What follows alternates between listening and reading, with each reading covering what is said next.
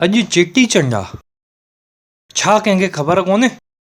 ऐं इहो ई नओं साल हुजे हा 31 दिसंबर या 1 जनवरी त हज़ारे मैसेज अची वञनि हा।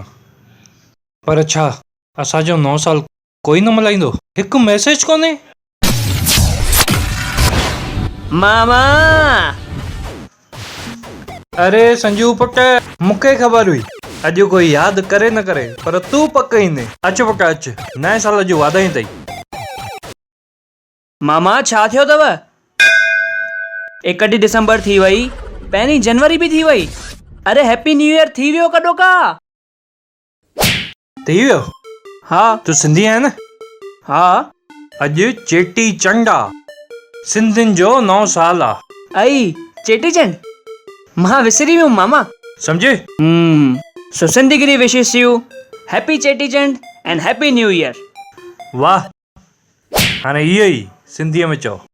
अरे हा, सिंधीगिरीअ तरफ़ां तव्हां सभिनी सिंधियुनि खे चेटीचंड जूं ऐं नए साल जूं लख लख वाधायूं।